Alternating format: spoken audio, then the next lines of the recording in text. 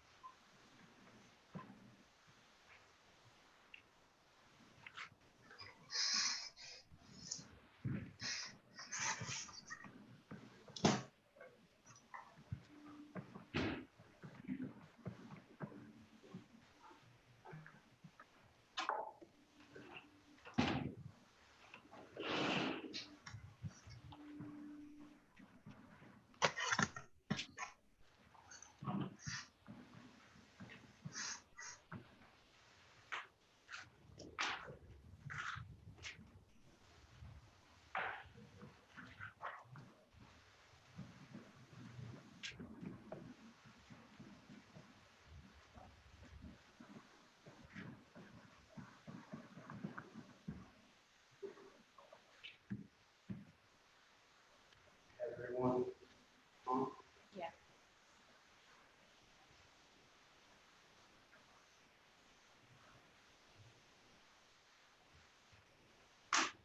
There you go. Ready?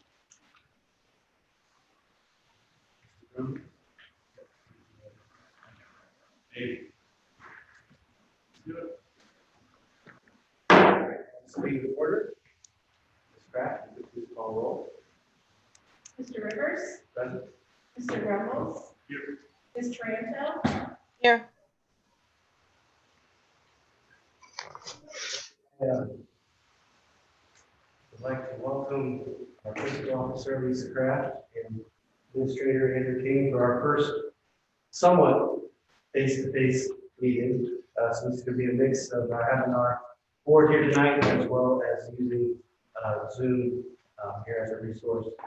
So a little bit of a mixed approach here tonight, but not an official face-to-face meeting, but this is kind of the first for the two of you. So welcome. Good to start this process, phasing us and getting back to normal meeting. With that said, please join me in pledge of allegiance. I pledge allegiance to the flag of the United States of America and to the republic for which it stands, one nation, under God, indivisible, with liberty and justice for all. All right, so welcome everyone. Today is Monday, May 18th, 2020, and this is our regularly scheduled trustee meeting. Do we have any changes for our agenda this evening? I've got one thing to add. I want to surface a few things that have come to me from the community. Just, I think, create a thought during this time. One recurring request has been around community gardens.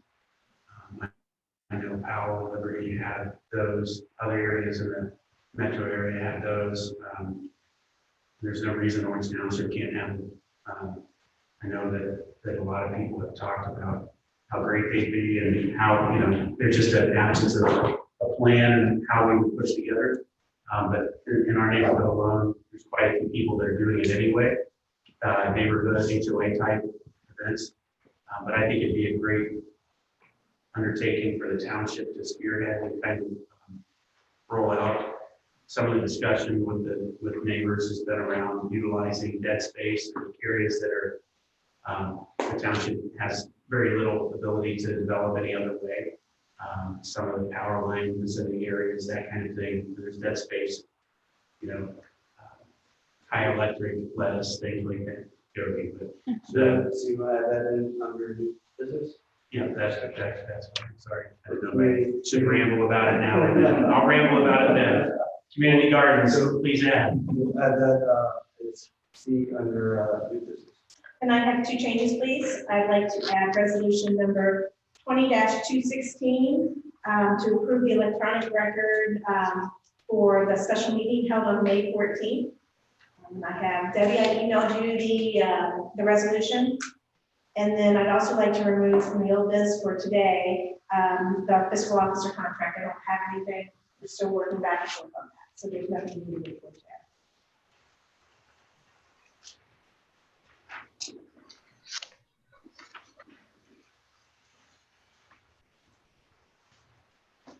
with the visiting fiscal officer? Okay. You want to table that then? Yeah. The next meeting.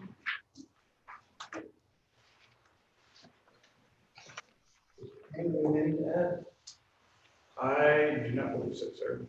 I do want to add under, kind of add on with our discussions with the pool is also, just be under park report, say E is our June movie in the park. Mr. Chair, I guess maybe I have one update when we talk about legal expenses, so whether wherever that comes up, other new business or what we're discussing with legal. We'll take the D under administrative.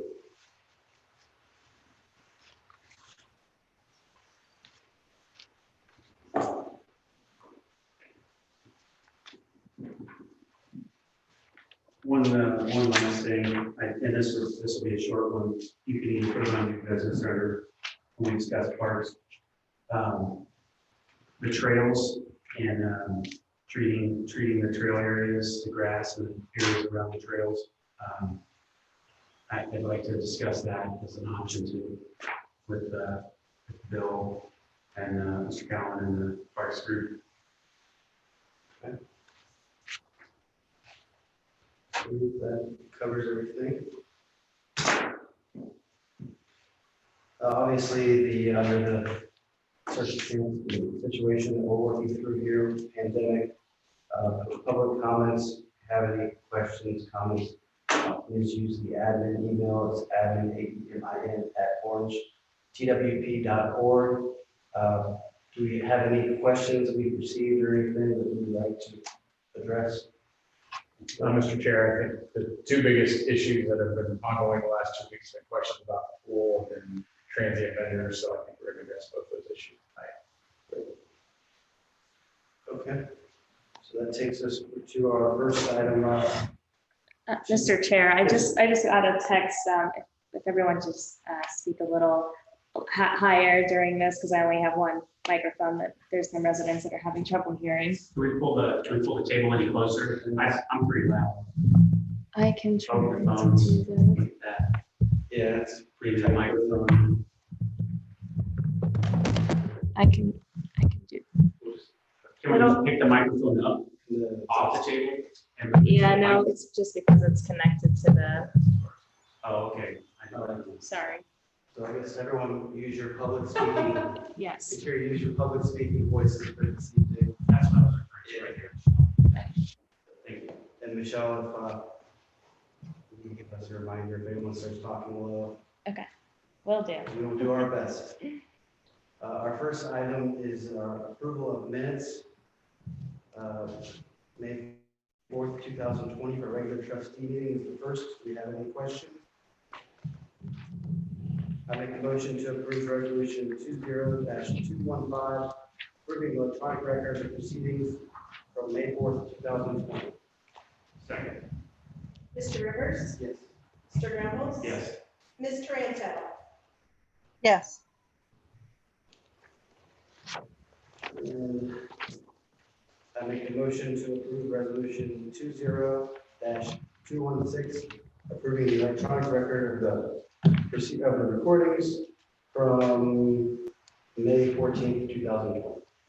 Second. Mr. Rivers, Yes. Mr. Grumble, Yes. Ms. Taranto. yes, All right, that takes us to our zoning report. Yes. Swami? Good evening, everyone. Tomorrow evening on May 19th at 7 p.m., the Zoning Commission will be hearing application number zone-19-02 of Turkey Hill signage. We did receive a request to table that yet again, but I'd like to discuss that on a further note, particularly when we discuss the legal fees as one of the items further on. Following that, on Thursday, May 21st at 6 p.m., the Board of Zoning Appeals will be hearing one application variance number VA-20-06, requesting an area variance from the river bend to construct an in-ground swimming pool and pergola. Following that, on Thursday, May 28th at 7 p.m., we'll be doing the final presentation of the zoning diagnostics review. Following that, on Tuesday, June 2nd at 7 p.m., Zoning Commission will be hearing application number zone-20-01 of the Reserve at North Farms. We did receive regional planning's recommendation, and that was a conditional approval. So we now are having our first official hearing on that application. And then the last item on the zoning report is to schedule a date for application number zone-19-07 of Nova Lands PC. And it goes in hand with the next agenda item. If I can continue. The zoning commission on May 5th, 2020 unanimously recommended conditional approval for application number zone-19-07 of Nova Lands LLC. And we are just here to schedule the hearing date for that. Let's see. Yeah, preference for Sean. I spoke with the applicant and both staff and the applicant can be ready for the next trustee meeting on June 1st. If the trustees are open to that. That is 10 a.m. Yes. Are we okay with setting it at 10 a.m. on June 1st? No issue with me. Trustee Triana? Yes, that's great. Before you, Mr. Chair, before you make a motion or a resolution, I did have a question that I'd like to get consensus from the board. As you can see in the backup items, there were 12 stipulations that were provided by the zoning commission's recommendation. I originally discussed with the zoning commission and the applicant that the most recent submittal of the Nova Lands PC would be the same submittal going to the trustees. And then if the trustees did decide to approve it, staff would handle those stipulations. If the trustees decide to not go that route, we will require a revised submittal before the trustee meeting to address those, but it could involve more legal review, and I don't think that's necessary. And I've discussed this with Ms. Bonnie and going through this process, and I would agree. I don't see there's any reason for a resubmission. And the 12 stipulations are very minor and more technical issues. There's a couple typos that staff are very capable of handling after the trustee decision. I would just need to let the current legal counsel, Mr. McCarthy, know that to not expect another submittal prior to the trustee meeting. And you just need to have a consensus. I'm fine with it. I didn't see anything in here that was significant in my opinion. As long as I use the Munsell colors, I think we'll get in good shape. Trustee Triana, are you okay with that? I was having a hard time hearing. I always think we should have a final submittal with all of the everything that was decided and required, so that 10 years from now they know what was supposed to happen with that particular zoning plan. So I'm not sure what the two of you said. Michelle, that would be in the permanent file, correct? It would be, yes. So staff would not create an officially approved document until those stipulations were addressed. So we would get a final submittal, correct? It would be after the trustee decision, ensuring Okay, that, but you'll Yeah. make sure we get that. yes. Okay. And I only say that from past experience. We've had a lot of things fall through the cracks in the past without having accurate final submittals. We will make sure. Go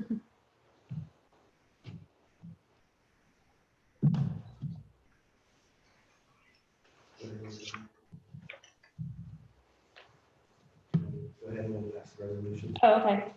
So the last item on the agenda is discussion of possible action regarding minor amendments to the zoning resolution. These came a little more urgent than we expected, probably given to this pandemic. There's two that we wanted to address. The first that I'll talk about briefly is addressing a few sections throughout the code as far as allowing propane tanks to be sold outside of gas stations in a way. So all of our gas stations do have those propane tanks that you can purchase, but it's our code currently prohibits them. So this would either involve an extensive amount of violations, or we can fix the code and just make sure that it's they're stored outside as per law, since they're not allowed to be stored inside. So that's just an error in our code that we'd like to address. And then the second one, which has become something much more frequently questioned, is our standards on swimming pools. Our code currently has that all types of swimming pools are required to have a 5-foot fence. And that involves kiddie pools. I mean, those temporary inflatable pools, anything with water in it requires a 5-foot fence according to our code currently. I know a lot of residents are looking to have those temporary pools, given the question on whether or not public pools will be open and whether or not they feel safe to bring their kids there. So there's a code amendment that we are proposing to address that issue and keep the same requirements for in-ground swimming pools to have that 5-foot fence requirement, but to not have any type of zoning permitting for those temporary pools. We spoke with Genoa and Liberty Township on this too, and they lean heavily on the HOA for those standards. So we didn't think it was necessary to regulate that. What would be the process to make this change? So there is a resolution in the trustee packet. The trustees would initiate it.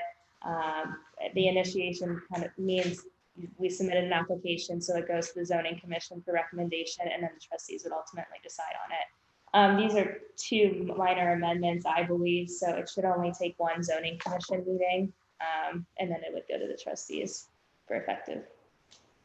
Well, I know we're going to discuss the pool later in the meeting, but obviously, no matter what happens, the pool is going to be very different this year if it should open.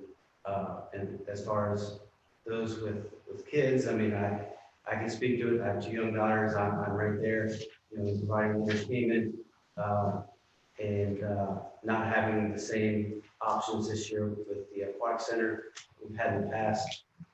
I think it's definitely worth, giving more opportunities to have more at home. I'm sure there's restrictions and different things that we'll have to consider, but I think it makes sense to go forward with it.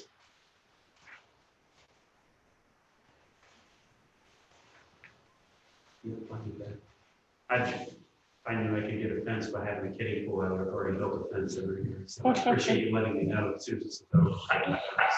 Thank you for that. Trustee Trano, do you have anything to add? Yeah, Michelle and I have been talking about this and Jeff for a few weeks now, so I was glad to see it get added to the agenda and visited by the zoning board.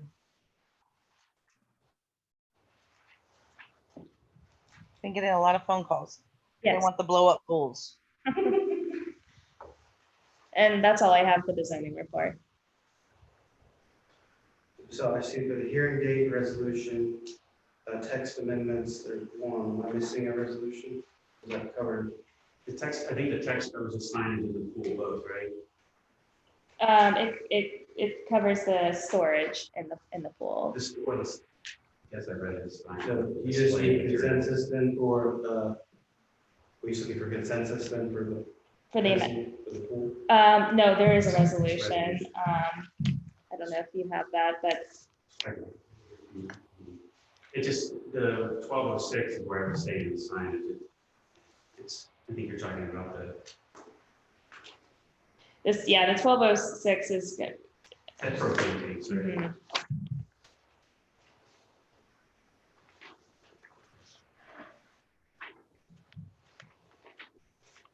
So the 10th part, there's that resolution. I don't see the next is maintenance report. Okay. All right. 217 is the next resolution. Okay, so I make the motion to approve resolution 20-17 to set the hearing date of June 1st at 10 a.m. for the zoning hearing regarding case ZON-19-07 Nova Lands PC. Second. Second? Mr. Rivers? Yes. Mr. Grumbles? Yes. Ms. Tranto? Yes. I make the motion to approve resolution 20-218, initiating text amendments to the Orange Township zoning resolution. Second. Mr. Rivers? Yes. Mr. Grumbles? Yes. Ms. Tranto? Yes. And the second, this is for the fencing of the pool. I make a motion to approve resolution number. Oh, no, I'm sorry. 218. It's just one resolution that incorporates both of the okay. amendments. Look at 218, it's got both. Cool. Wanna make sure. That's all I have. We're good. Okay. Yes. Okay. Thank you. All right, Mr. Cowan, maintenance report. Thank you, Mr. Chairman, and good evening, everyone. I have, for the maintenance report, 4 purchase orders for you to consider this evening. The first I have is for Delco Water Company, the amount of $63,313. This work is part of the Orange Road Phase 2 widening project, and this work is already underway.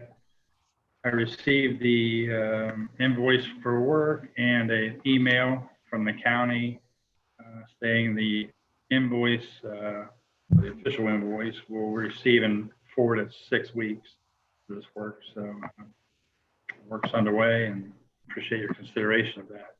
The next item I have is a purchase order for Corson Fire Security Company, in the amount of $3,115.95.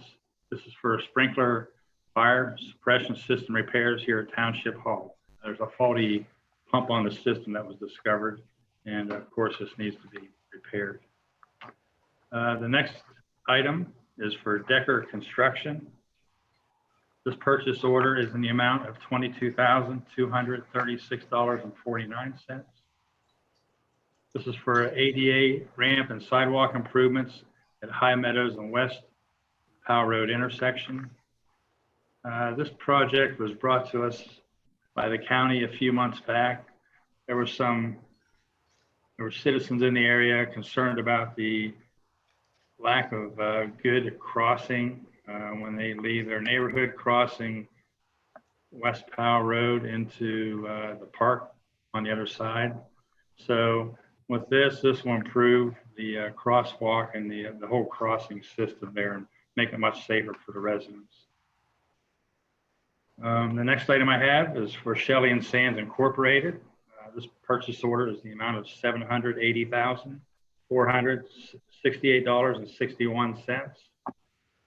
And this is for the Orange Township cost to participate in the Delaware County multi-jurisdictional paving program. I sent you earlier today a list of streets the board approved back in, I think it was the second meeting in January. And that's what this paving will take care of. If you recall, the board approved a purchase order a couple of weeks ago, also for Decker Construction for ADA ramps, and those are the ramps that are on those streets that I sent you today that we need to get improved and taken care of before they start paving. Lastly, I have a contract here, discussion of possible action regarding the authorization of the board to sign the 2020 Delaware County Orange Township Paving Program contract. That was dropped off to me by Mr. Doug Riedel, County Engineer's Office. He dropped it off here on Friday. I appreciate you squeezing this on the agenda. I do have the actual contract here for signing. I can leave it out front for that if you choose to approve that. And that's all I have for maintenance, unless you have any specific questions.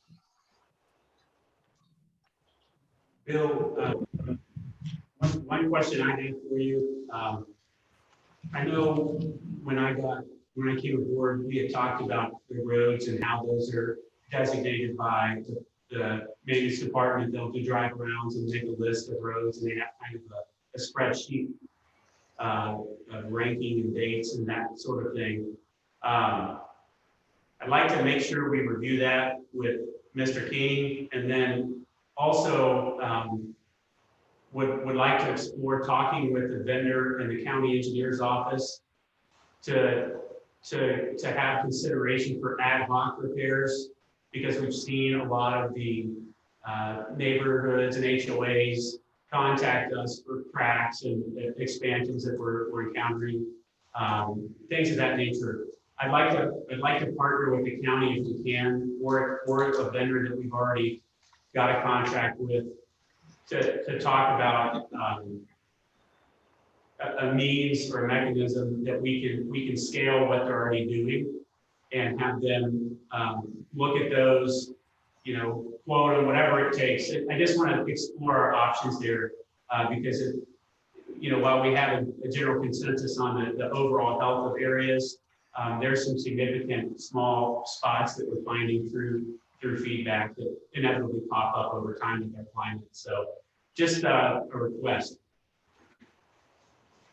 I can appreciate that. And Mr. King and I did have a conversation somewhat about new software and tracking roads and just different things that we're doing with the maintenance crew. And I think that would be all part of that. We could better diagnose what needs done. Although we've done a good job, our superintendent, Mr. James, has always kept a good track of that. And every February he goes out and rates the roads. But we can always do a better job. So I'm open to that. I think he's done a fine job. I think what I'm referring to more is sometimes we had spoken briefly about it, where the cracks might open and the repair is just outside our capability, to do some of the hot asphalt repair on the lines, the cracks. So it's not necessarily that we would have to fix the whole road, but it's more that we would have, safety type things or sustainability so that we don't have to repair that specific road the next year. If that makes more sense, I apologize here. Well, no, I understand that. I do, as a kind of a side note to that discussion, I do have in my folder a cost proposal to do just that, and that crack sealing as we did last fall. That mastic, that fiberglass mastic material, it really did a good job. I've got another proposal in my folder that may be coming to you for consideration at the next meeting. Unless you want to talk about it some more, I'll be happy to do that. Perfect, thank you. And that was really what I was getting at there. And Bill, last thing, sorry, Mr. Cowan, last thing, with the asphalt and road work, I know there's a couple places that we had talked about sidewalk repair, trail repair. I would say that that's another opportunity where if we have repair work, we can scale those folks that have the material and the equipment out already, maybe. Some of the low areas, I know that those were deemed HOA, I believe, but just a food for thought. I appreciate that. Thank you. I appreciate all your input from anybody. That's good news. Thank you. Mr. Chairman, shall I move on with the park report, or do you want me to hold up until you take care of some business there? Yeah, let's take care of these resolutions. I make the motion. Thank you. Resolution 20-218.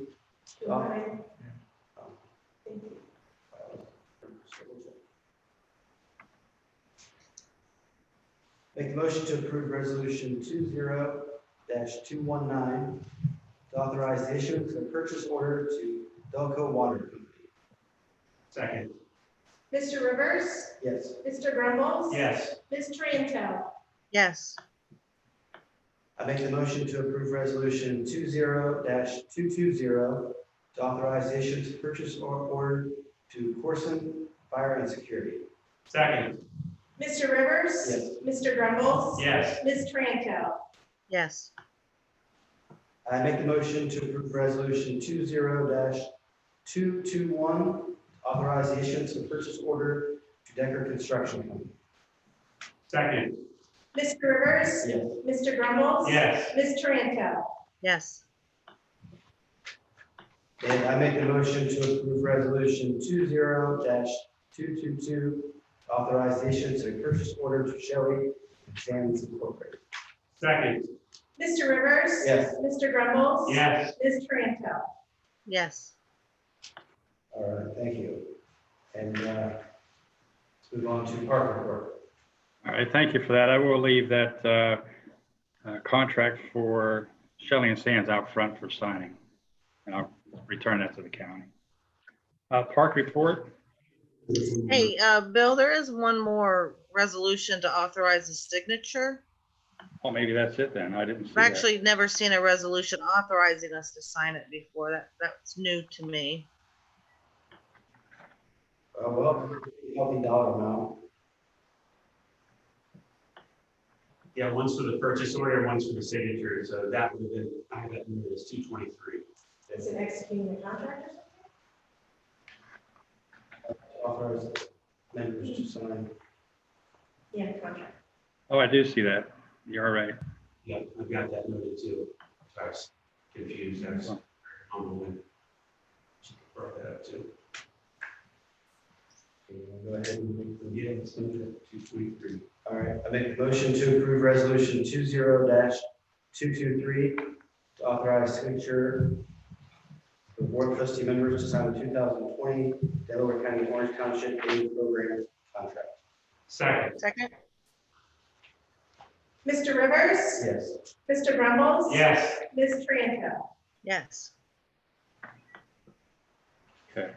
Trustee Tranto, thank you. That's a good catch. I appreciate that.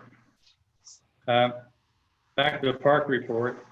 My first item for your consideration is to accept the bid and award the contract for the 2020-2022 contract for swimming pool and concession stand operation and management, and notice of delay of opening of the aquatic center for the 2020 season due to federal, state, and or locally declared public health emergency due to the pandemic. Essentially, looking for your authorization or consideration of approving the bids we received. We had 2 good bids. The winning bid, of course, low bid, best bid was Swim Safe Pool Management. And if you do decide to award that contract, there's a side letter which I shared with you that Attorney Betts drafted a week or so ago when we discovered that the bids were in good order and we can move forward.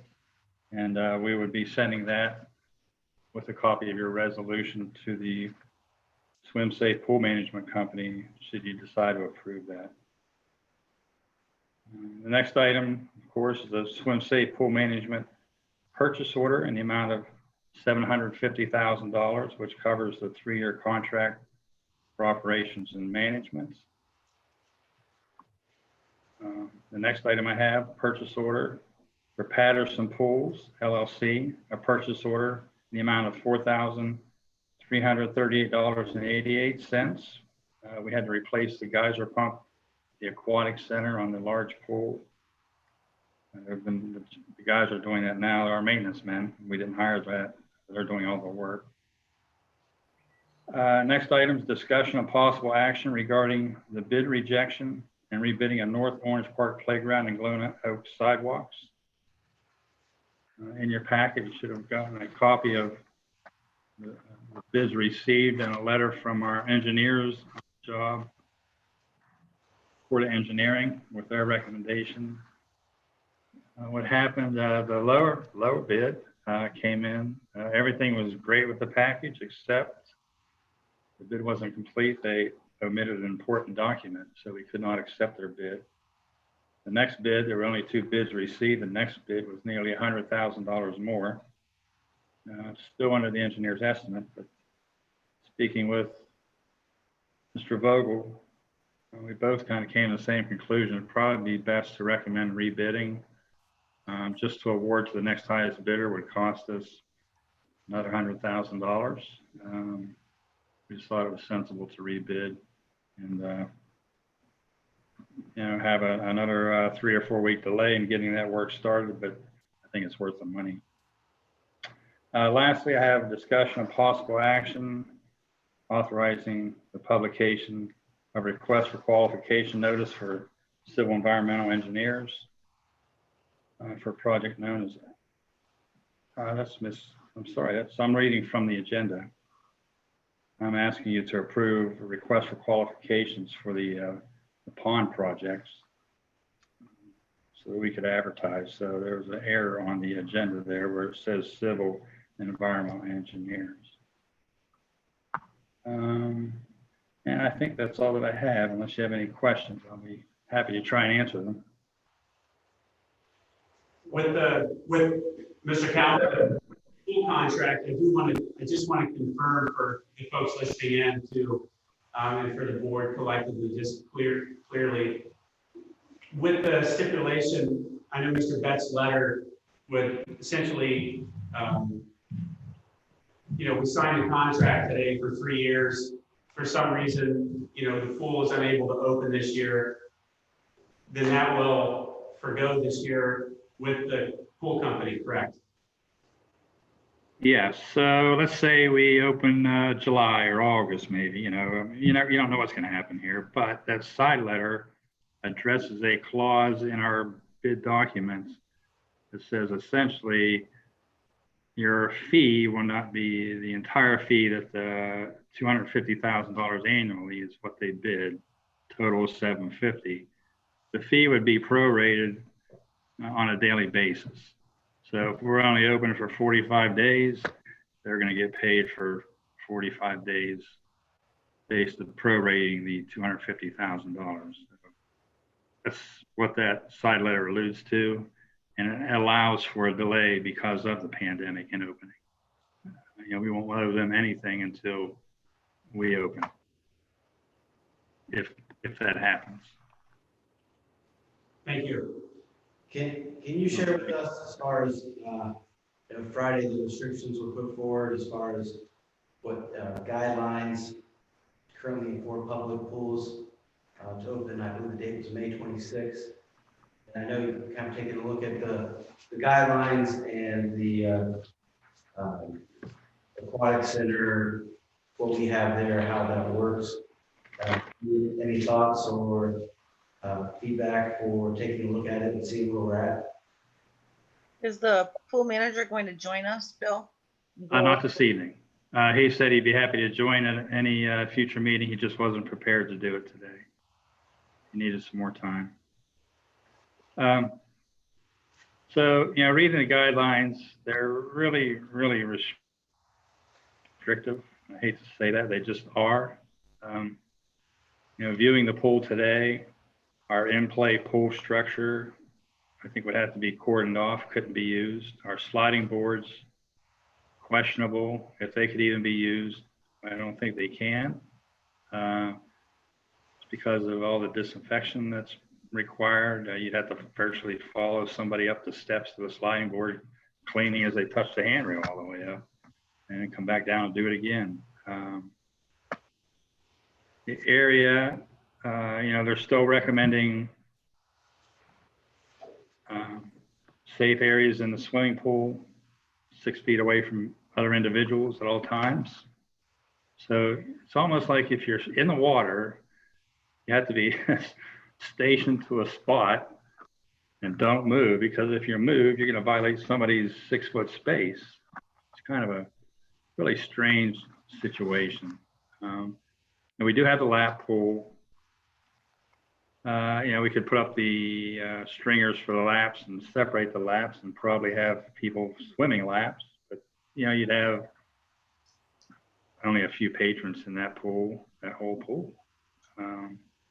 The diving well at our large pool, you can't stand in the diving well. It's 12 feet deep, so it's really not a space I would consider usable for this type of an activity. I mean, you can dive off the diving board and then you swim to the shallower areas and stand up, and then you have to be 6 feet away from somebody when you do that. Moving around the pool deck area, that has to all be cordoned off. We have to show specific walking paths and directional arrows, show people how to move about the pool area. That wouldn't be too much of a problem, but just doing that Yeah, it's almost like you're taking all the fun out of using the pool for the summer, just to be honest with you.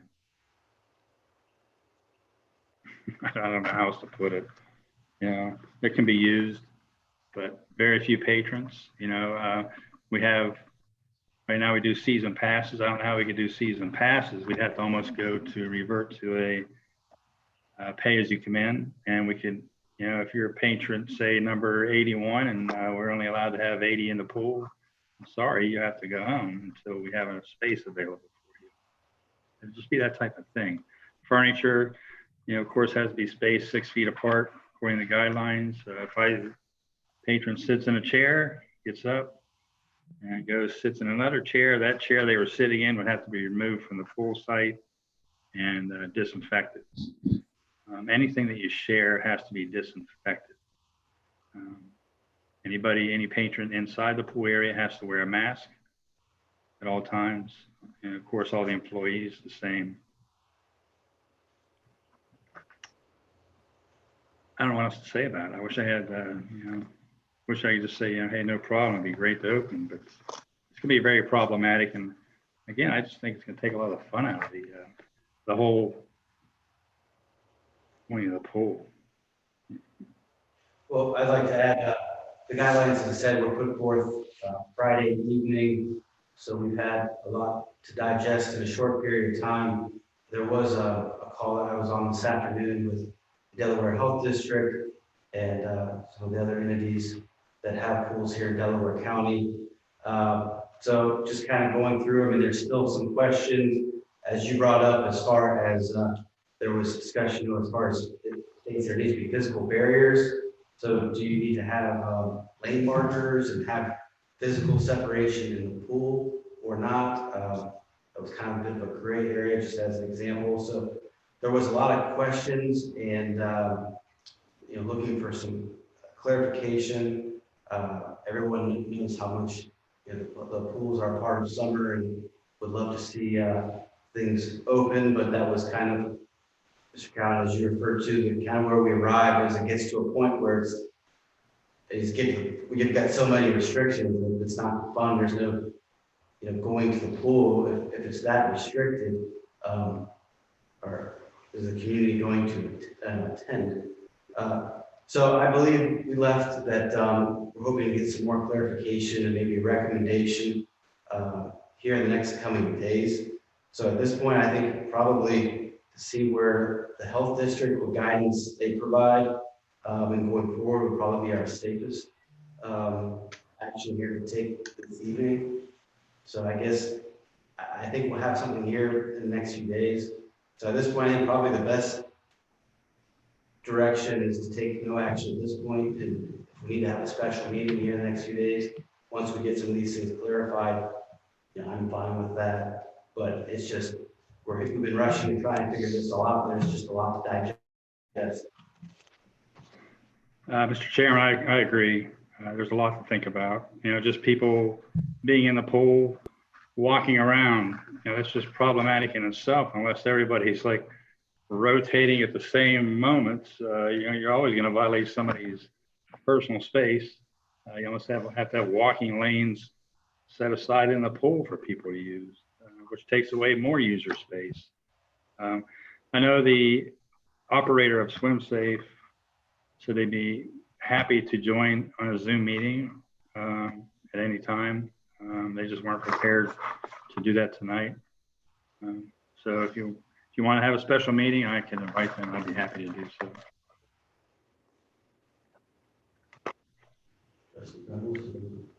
I mean, it's a pretty big topic for the community right now. I've had multiple calls on it. I think folks want to, you know, they want to return to normalcy or some outdoor activity or some sense of, you know, fun, if you will. But I got a message about it. And then the following day when the list came out, the same person messaged me again and said, it's ridiculous. How are we supposed to swim it? You know, where are they going to put swim lanes? And are they going to, you know, consider it a water park because of the structures? that we have, to your point about roping everything off.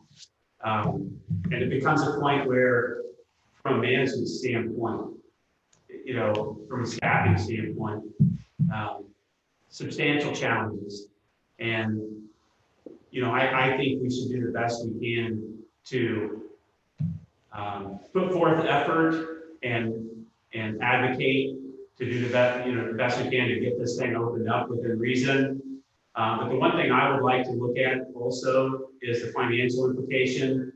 So I would ask that when we have a special meeting and they come and we have the final say and they can articulate, spell that out, that we look at the financial performance of the pool in the past.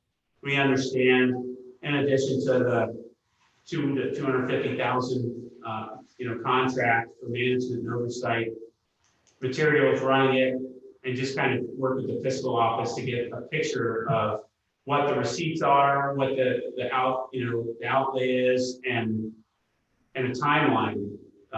Knowing that we're going to be severely constrained here as far as admittance goes, will we recover, how much, that kind of thing. I think we can come up with an operation to do the best we can and try and get, you know, a rotation in and out of there. No matter what we do, it'll never be perfect. Not everyone's going to be happy. So this is one where it's, you know, we'll do the best we can, but there's a lot of potential lose-lose in this. And so I want to make sure we let the data do as much of the talking as we can. So Lisa, I don't know how you feel about that. But Yeah, I already started that. You heard it was coming. okay, So great. I've Thank already you. put together an estimate of 2019, just trying to piecemeal it today, as well as 2020. So I've got to finish 2020, but I do have a Projection kind of thing. Great. Yep. Knowing that will be a fraction, you know. Yeah, I mean, when you look at like just season pass sales alone last year, if every single person, I mean, max capacity from season pass sales alone is over 4,000 residents. If every single person who bought a pass, you know, showed up on the same day, it would be over 4,000 residents.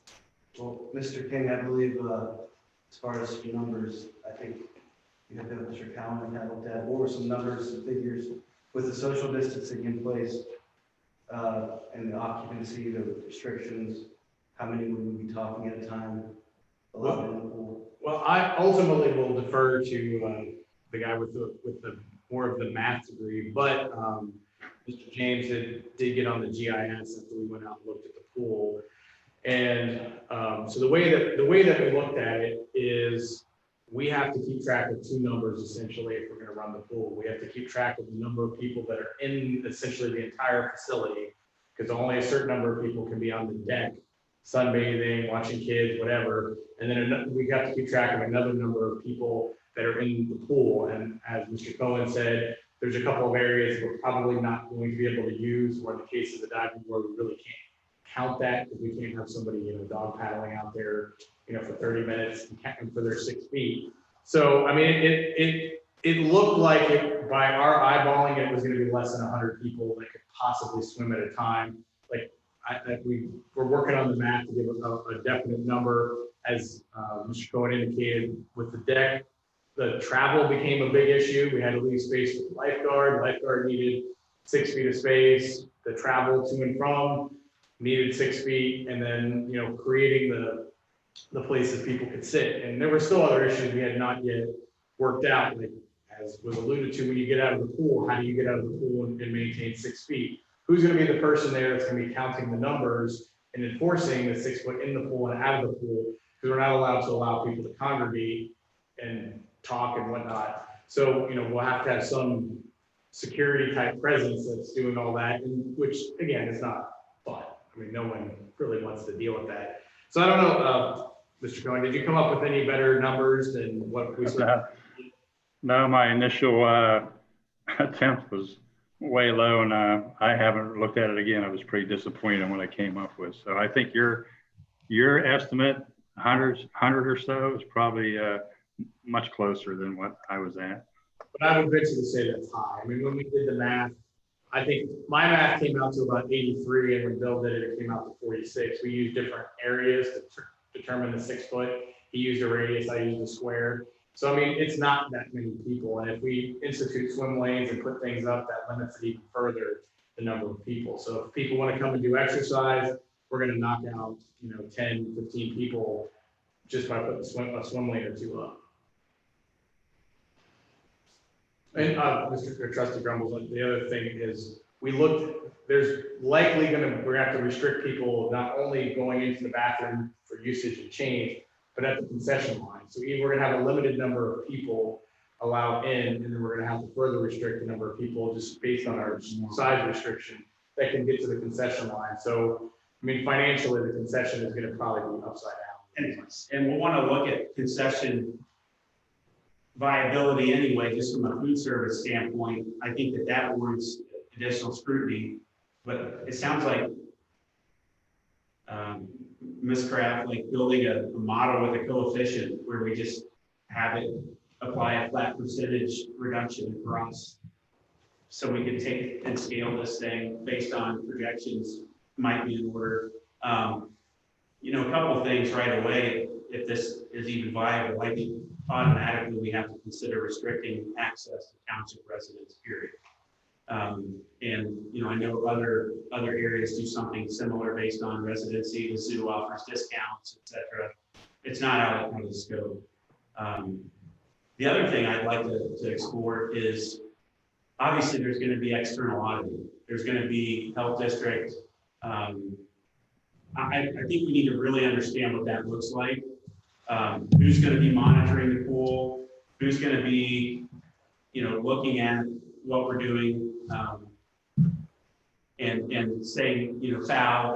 And then in the event we have a violation, what happens?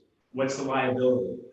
Because if we're fined, we have to build all of that into the projections. If they tell us it's $1,000 a day, then maybe we talk to the residents. If they want to foot the bill, we just open a thing and have a party.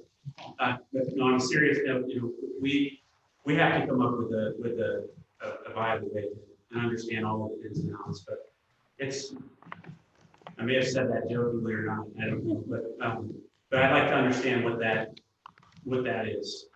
And we can do that, Trustee. And I think to your point, this weekend when some of the bars were open and whatnot, I think it got the governor's attention that people were maybe not following the order. So they're definitely watching, whether it's, interested community members that are calling the health district, or whether or not it's the health district themselves or other law enforcement or The microchips they put in, we get that's right. So I think you're absolutely, and that's what Mr. Cohen and I were talking about too, is just the ability to fairly enforce this and not cause further frustrations in an already frustrating situation. It's going to be very difficult. Right. Okay. So I think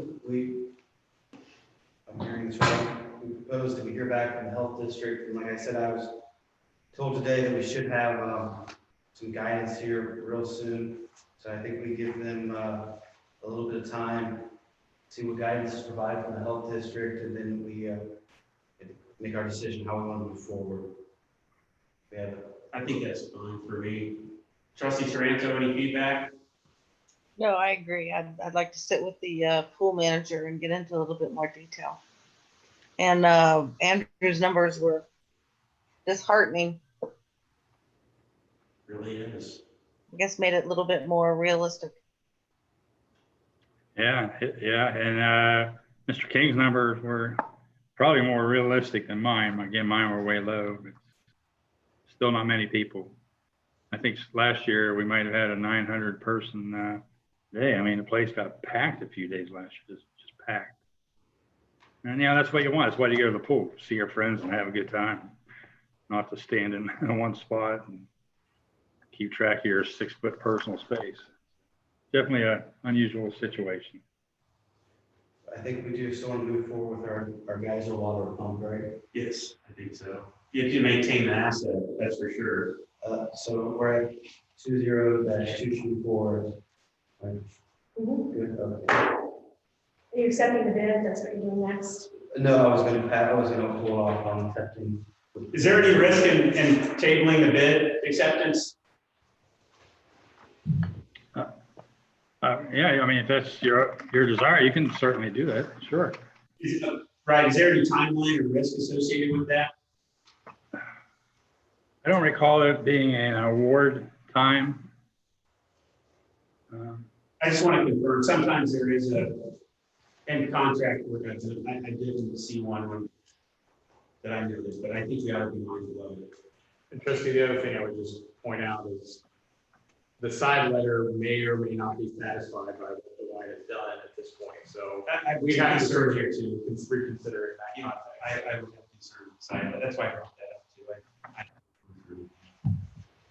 Okay, so I think we're gonna table that and then we're gonna get this, figure out the, direction forward here very soon. So that takes us to the, purchase order. I make a motion to approve resolution 20-224 to authorize the issuance of a purchase order to Patterson Pools LLC. Second. Mr. Rivers, Yes. Mr. Grumbles, Yes. Ms. Tranto. Yes.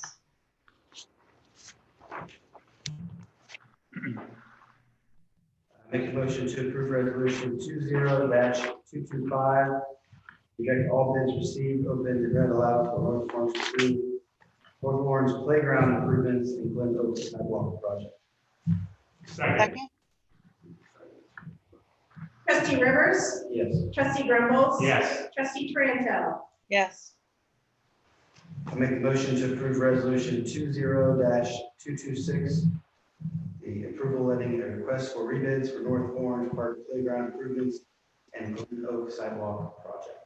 Second? Trustee Rivers, Yes. Trustee Grumbles. Yes. Trustee Tranto. Yes. I make a motion to approve resolution 20-227, authorizing a public announcement of calls for requests for qualifications for a project known as Orange Township Pond Recommendations. Second? Trustee Rivers, Yes. Trustee Grumbles. Yes. Trustee Tranto. Yes. Mr. Chair. Yes. Mr. Cohen, have you looked at the resolution? I just want to make sure what the trustee did is what you asked for with the typographical error, because that was carried forward in the resolution. We're just looking for approval to advertise for requests for qualifications for that work. I just. Yeah, well, because I think the I wording, think you alluded to that.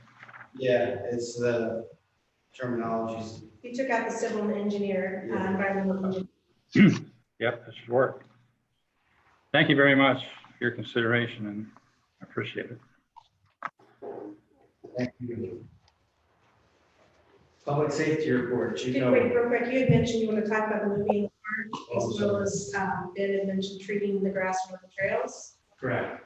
We start agenda changes. Yes, so with the discussion in regards, to the guidelines with the pool, we do have a movie in the park scheduled for June. I believe our current stay safe guidelines run through now July 1st. So with movie in the park, do we want to keep the date in June? Or do we want to look, I believe we had a date in August. Do we want to look now possibly July? Or do we want to continue to wait and see how things play out?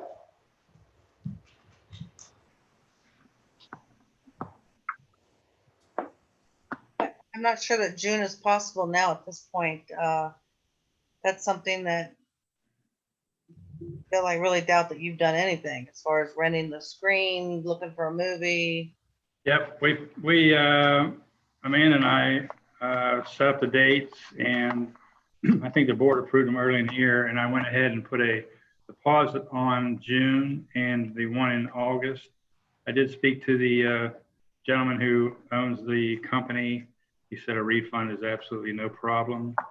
He said, just let me know. And I am looking at a note on my computer screen to call him the third week in May and let him know what's decided. So I appreciate you thinking about this. So really it would just be ordering a movie, correct? I would just, well, to cancel the June moving to park, I would just call him. He'd refund our money. If you want to do one in July, we just have to find out a Right. date. Ordering a movie is usually separate from the screen. Maybe the company helps us do it. Yes, they gave us, last year, they gave us 2 suppliers of the movie, 2 different companies. Okay, so that hasn't been moved on yet, has it? No. So canceling the one in June would be simple, and rescheduling, I could just simply inquire about dates and see what he has available. Yeah, maybe something leading into school or later in July so that the July 4th celebration doesn't interfere with availability and everybody's coming back late summer and they want to get together and might be good timing. Just real quick about the movie, talking with him last week, he did say, hey, they're doing kind of like a drive-in theater now, where they put the screen up, and I guess you tune in on AM radio, you stay in your car and do the movie that way. And I thought, oh, that's kind of a neat idea, but just something to think about. So Bill or Mr. Cowan, do you want to explore the options with the provider, and then we'll bring this up at the next. We've got to talk to them and talk about what the flexibility is. I know June's right around the corner, but yeah, I sure will. No problem. is that fair? So that we can. I mean, I don't know if a drive-in, we could use the North Orange parking lot for something. Yeah, something like that. Nice big parking lot. Yeah, I'll be happy to do that. I'm good with that.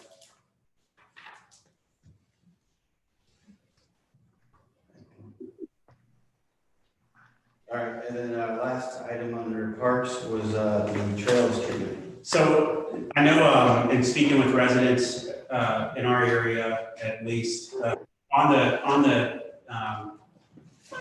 township trails, there's a lot of problem with ticks. It's actually pretty substantial. I mean, there's people that are pulling a dozen off of their animal for a walk. They're getting on people. And it's a recurring issue year over year. And so I just wanted to check maybe something that Mr. James could look into with some of the providers we use, like Advanced Turf and things of that nature, they have products that are broadcast spread or sprayed that are very, very successful at helping remedy those. And just get a general cost for some of the high use areas that are by residential areas, things like that, where you get most of the walking. Right now, we're just seeing tremendous usage of our outdoor facilities and outdoor areas that are open. And I think we ought to, really double down and put our best foot forward on making sure that, we do the best we can to really enable residents to do that safely.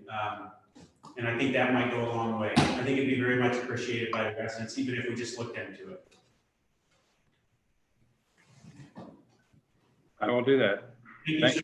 Appreciate everything, Mr. Cowan. Oh, thanks for your comments. All right, now on to public safety report. Chief Noble. Good evening, everybody. Just one item on the agenda is to regretfully accept resignation of part-time firefighter paramedic Jason Kay. Jason's been with us since the fall of 2007. And unfortunately, between full-time and personal, he has just run out of time. So I would ask that the board please regretfully accept his resignation. I make the motion to approve resolution 20-228 to regretfully accept the resignation of part-time firefighter paramedic Jason Kay. Second? Trustee Rivers. Yes. Trustee Grumbles. Yes. Trustee Taranto. Yes. Thank you very much. That's all I have this evening. Thank you.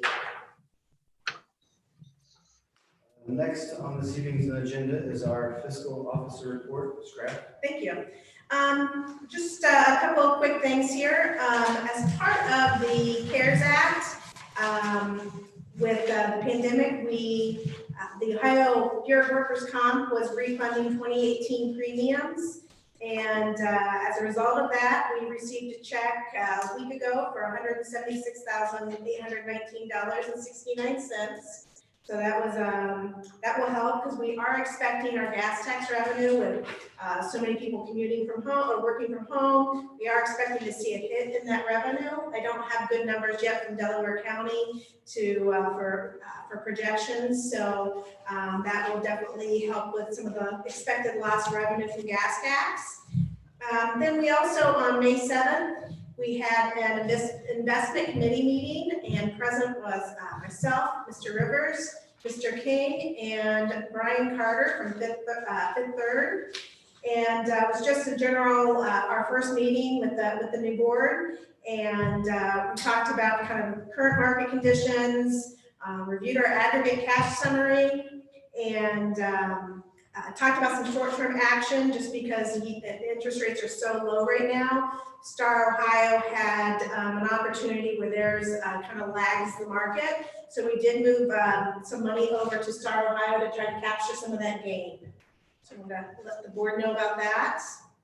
And then last but not least, hopefully the next meeting, I should be reporting on the goals for the fiscal office for the remainder of the year. That's it. Oh, and I have a then and now. Forgot about that one. We do have a then and now for Michael McCarthy for legal services related to zoning for February in the amount of $6,000. Here's my total. $6,086.65. So. Do we want to talk, or should I wait to talk about it when we go over all the legal things, or whatever you prefer, or the Well, board? I guess there's 2 applications left Mr. McCarthy's working on. Obviously, Nova, we set a date for June 1st, and then there was a second.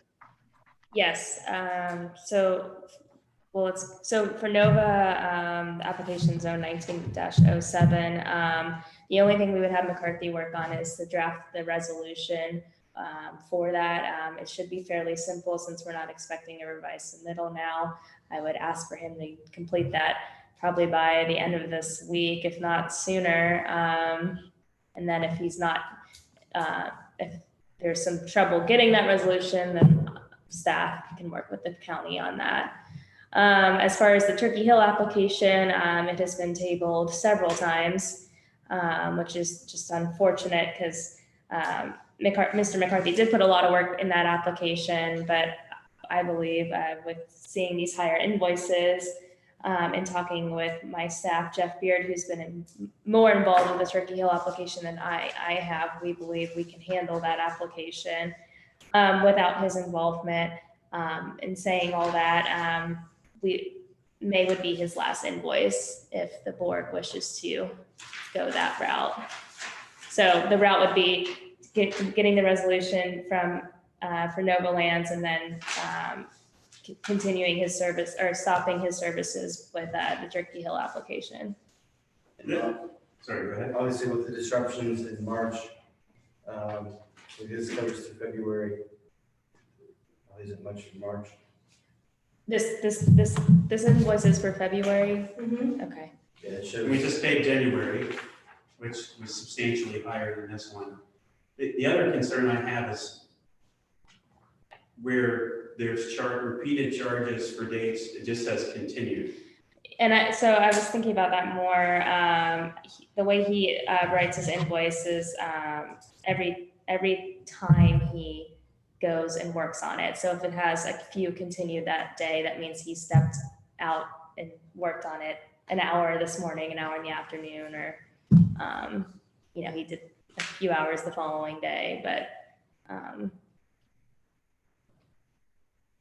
that's how he has he's done his invoices for prior to this. I think it was 2 years ago, there wasn't really any details to the invoices. So then we asked for details, and I think it spells it out. I mean, he reviews things quite pretty detailed, and it takes a lot of time to do that. I don't know if that's right or wrong, but It's the way he does. it's the way he does it. So for March and then for So- April. Yeah, I think and January will be the highest this year. We had significantly more zoning commission meetings than we usually do. We just had a lot of applications at once. And we haven't had nothing new since this pandemic started. Where Turkey Hill's the only one that's missing.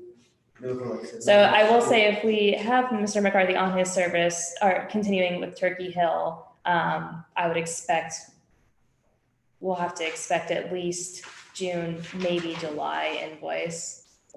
But you're, It would be very less. I mean, it wouldn't be a very big invoice, but but you're comfortable handling that going forward with your staff. yes. So the only. But I would ask for the board's support on stopping his services as I haven't had a discussion with McCarthy on this yet, as far as stopping with the Turkey Hill application. So maybe I can work with Mr. King on that, but I personally believe there might be some disagreement with the choice by me. So I'd like the board's support on that, or the administrator. Yeah, I would agree. That's Is that- fine. okay. I'm, Done. the legal bills, we need to get those under control. And that was the goal in January. And so I know that sometimes these things carry on, but this is for February, and I'm looking at the amount for Nova alone in February. I imagine it'll be the bulk of March or April, and now May. There's resolution that is anything other than standard, then I understand you would want to draft that. If it's a standard resolution that we can plug things into, I would encourage you to work with Mr. King and the county and try and make sure that we're fiscally responsible there as possible. If you need the board's support for any of the conversations or what have you, I'm more than happy to help any way I can. But we need to draw a line in the sand.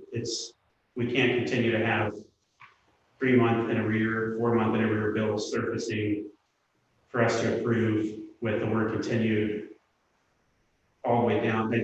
There's more than continue. I mean, there's got to be something more that you can put in there that you're doing. I don't understand it. It helps me to understand what we're paying for. It makes me feel better about approving invoices when I have details. Mm-hmm. But I would say the sooner the better. That's my perspective. I know we all have our own perspectives, and I respect the fact that that's the case. But we've got to move forward with a consolidated path. And again, I do think that from a legal services standpoint, it's in our best interest to do what I mentioned in January, which is look at the market as a whole. I've spoken to Mr. King about that. He agreed. I know that's something we're going to work on from an RFP or RFQ standpoint, where we look at the market and we're, allowing competition to come in and vetting the different resources we have. So that's a positive. We have a lot going on right now, and I understand that this all happened at a time, but you have my support. I think I heard that you have chairman's support. Mr. King will help you as well, and I'll let Trustee Taranto chime in.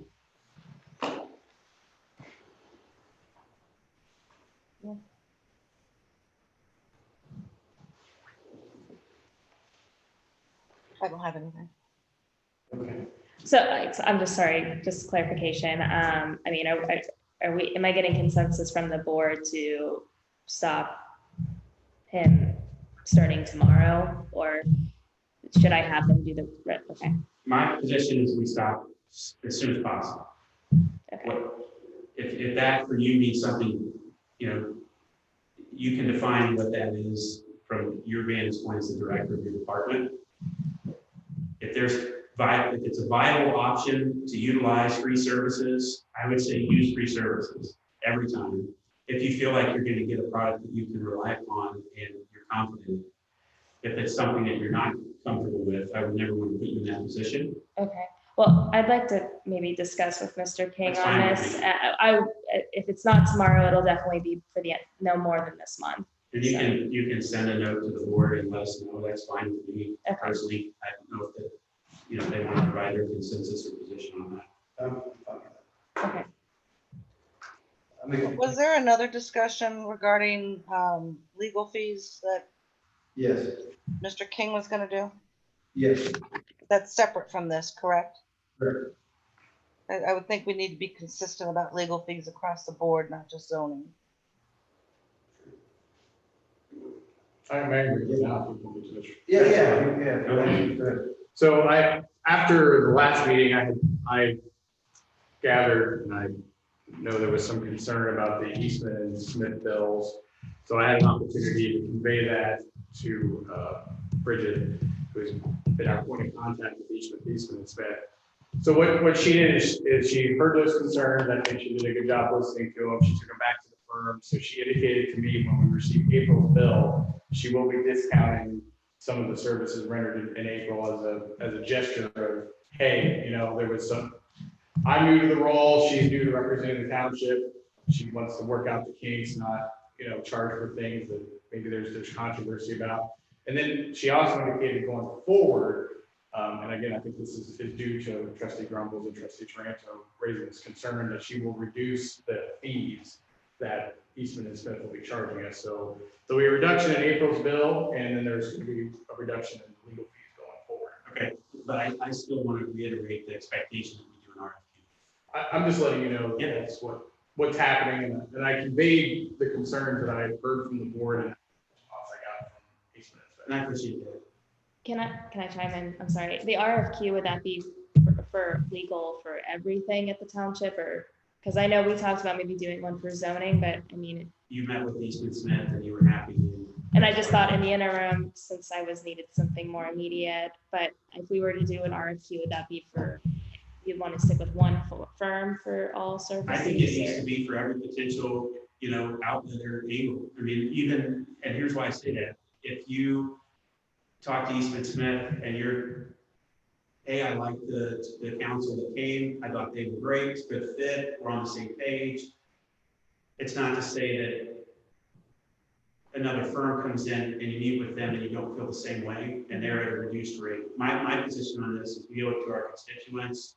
We owe it to the decisions, the integrity of the decisions we've made so far, to thoroughly look at the market and at least, if nothing else, say that we've vetted the market, that we've gotten 3 to 4, quotes, and that we've made based on skills, history of performance, whatever you want to call it, references, whatever evaluations we made, based on those factors, we picked the best value for the township. Mm-hmm. And if that's the case, then I think that, we're in a good spot and we can each independently speak to that as board members when it comes up, because it's a significant expense. It has been for years. And so we need to be very mindful of that and be able to intelligently discuss it.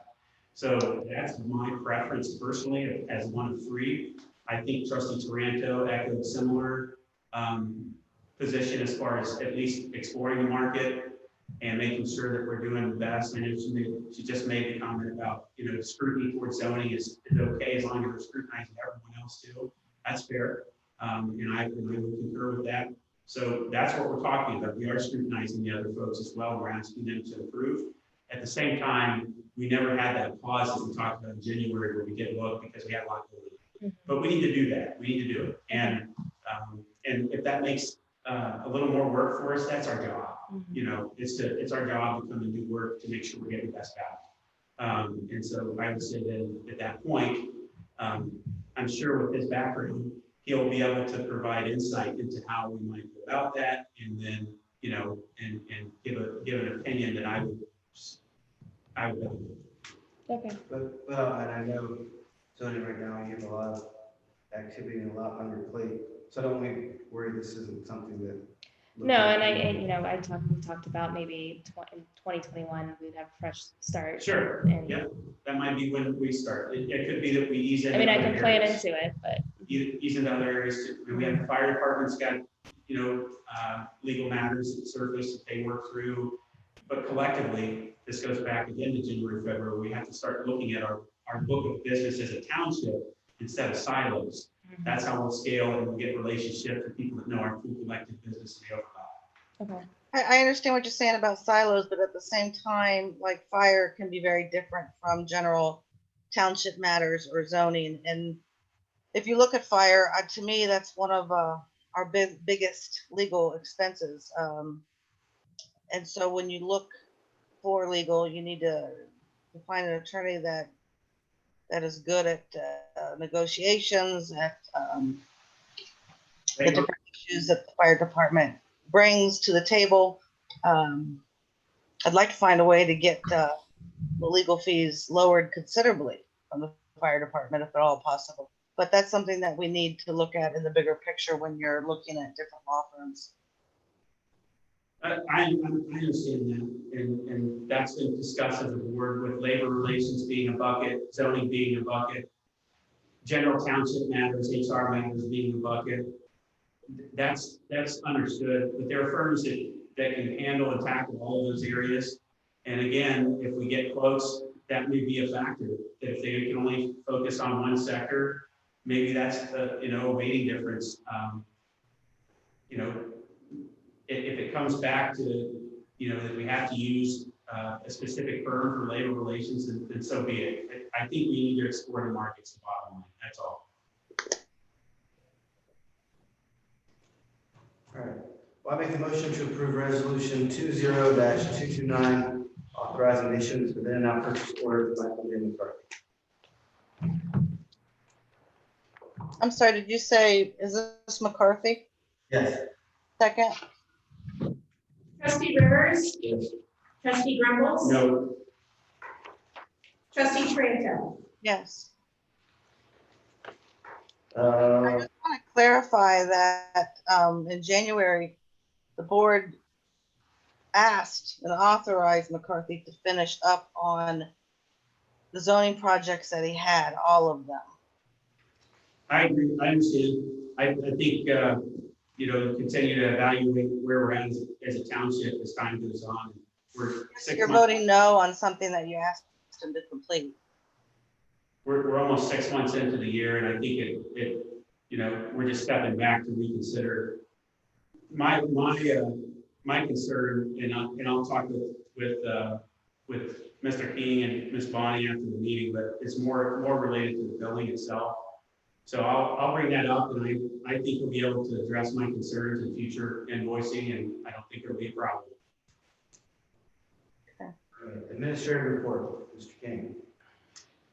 All right, so there was a couple of matters, and I just want to bring to the board's attention, maybe get some direction on this. The engineer's office brought up two matters. One was the Ninja Car Wash, which is down there on Orange Road.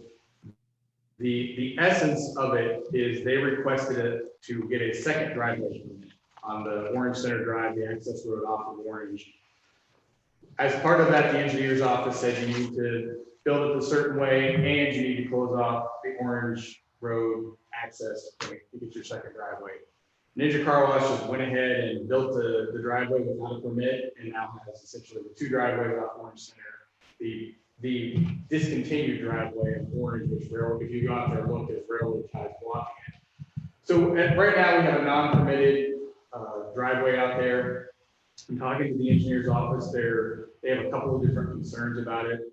In the interest of legal fees, I engaged Chris Betts on this, and because I've worked with Chris on things like this before. So I talked to Chris. I think Chris is willing to help us on this. I think the first step in this would be Chris sending a letter to the property owner indicating, hey, you requested a permit, you didn't follow through, do the required steps, and you put the driveway in. Anyhow, we want you to comply with the requirements and be issued a permit properly, and then sort of take the discussion from there. So, I don't think Chris is going to start out by threatening litigation right out of the bat, but since it would be a letter, sort of saying, hey, you're in violation, we want to bring you in compliance, I wanted to sort of bring it to the board before I gave Chris the green light to send that letter, so I didn't know if anybody had any concerns about that approach or wanted to do something Has different. anyone reached out from the county or from the township to talk to them? Oh, sorry. We had a meeting with, Bill and I met with the owner and the county engineers on this before, and before they didn't apply for any permits. Well, they did. They applied for some form of a permit and the county went out to inspect and said, hey, this driveway wasn't built the way it's supposed to be. And that's now the newest issue. So we met when there was no permits or inspections scheduled. And I guess something has transpired and they've realized that it was built to not county standards and they didn't remove that one access too. And I reached, Bill and we've never dealt with this before in the county. This is a unique situation for the county too. So we had Andrew help us with this this doesn't happen very often. So What's the remedy here? Hey, I'm just gonna throw out there also, Andrew, when you're looking at this, the residents behind the car wash, I guess it literally sounds like a plane is landing. And it's not just your standard set of blowers, it's a lot more blowers. And they consider it a public nuisance. So I'm gonna throw that out there also. Well, we can address that with them too. Absolutely zero problem with that. And to your question, I know, as Bonnie mentioned, the engineer's office had been contacted recently. That's why it sort of came to us. Ultimately, it's Orange Township's right away, which is why they're sort of hot potatoing it to us. They're saying, hey, there's potential issues here of letting this go unaddressed. So as far as the remedies go, I think the big thing from the engineer's office perspective is permanently cutting off that Orange Drive. I mean, a big part of the road improvements that they made at that intersection, which, the prosecutor's office was involved in, is somewhat undermined by having an access point there.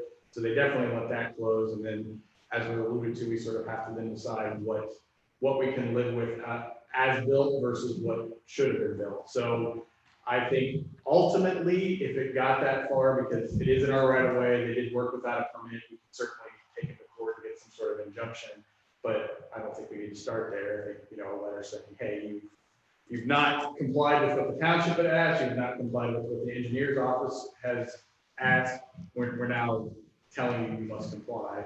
And, again, my experience is 9 times out of 10, when they get the letter from the prosecutor's office, it's got the letterhead on there that tends to Get some attention. it does. So why don't we try to reach out to them and just explain clearly what the remedy needs to be, like to fix it. And, here's just kind of lay out the timeline and ask them to fix it and explain that, the course of action from there. I just want to make sure that despite the jet turbine and the non-compliance, it's still a business in our township. And I want to make sure we're mindful of how we approach and it's consistent that we would want, if we have a small business here. Yeah, and it's similar. So when we have like a zoning violation, before we would start an official violation, we sometimes send a courtesy letter. And this letter by the prosecutor's office would be serving as that in a way, hey, if you don't do this, then this is going to happen. And is that my understanding? But if you want like a more informal phone call, I'm not opposed to that. Again, that's why I brought it to the board for guidance. I personally think that's a good starting point, especially because now it sounds like we're going to have to talk to them about potential noise mitigation at some point too. So I think, as opposed to hitting them with a hammer right off the bat, as far as, hey, get the dozers out here and fix your mess, ease into a conversation, try and build some rapport, and then if we can get them to comply without a letter from the prosecutor, that'd be great. Chances are we probably will have to get a letter of some sort, just to validate what we're saying, but I think that we should do our diligence there. I don't have an issue with that. My sense is, since there's been conversations with the township and the engineer's office and still not compliant. Yeah. But again, I don't have an issue reaching out. That's again why I'm seeking guidance. Or we can just reach out and say, look, you've been non-compliant, you're getting a letter from the prosecutor, and we really want to work with you, and we would appreciate it if you didn't have to send a letter. Whatever the timeline in history is, I don't know. Yeah, and as far as the noise concerns, and I've spoken with Trustee Taranto about this too. I think there used to be a car wash there a long time ago. And, you know, those residents weren't there at the time. So now that there is a car wash in place, there are noises that are involved with the car wash. And I don't think the residents are happy with it. You know, I'm not sure legally what all we can do about it since it's a permitted use, and a permitted use would follow those noises, but What I- are the hours? Maybe we'll look at hours of operation and just see if we can talk with them. I mean, I can't imagine it's open. I don't know what our options are, but when I looked at, because this has been, there's a particular resident that's had some concerns that have been ongoing since this started, and we looked into it a while ago, and, you know, maybe there's different options now, but we didn't have much luck before since there was a car wash there before, so. And it was honestly probably louder because technology. Older, yeah. So. Okay, thank you. Mhm. Everyone good with that? All right, so the other item that I think the board is more conversant with the subject than I am, it began, I think, a year and a half ago, according to the engineer's office. So it was the toy box development. Ultimately, what this is the engineer's office is doing a road project in the area, which I think is going to begin sometime in July. It's out for bid now. Talking to Tiffany Jenkins over at the engineer's office. So the toy box property, what they want to develop there, for better use of the property, they want some improvements there that will include a signal light. It's about $50,000 worth of improvements. And you can jump in here because you probably have more knowledge than I do. My understanding is that the township had sort of in principle reached an agreement like, hey, we'll build this for you, you reimburse us for it. It's actually sort of benefits running to the property. We'll fold it into the engineering project. That way everything's done to public specs. Not uncommon, the county does this a lot. It tends to end up with a better product. And if you require like what happened with the Ninja, where you say, hey, go do it yourself, and then we inspect it, you know it's built correctly the first time.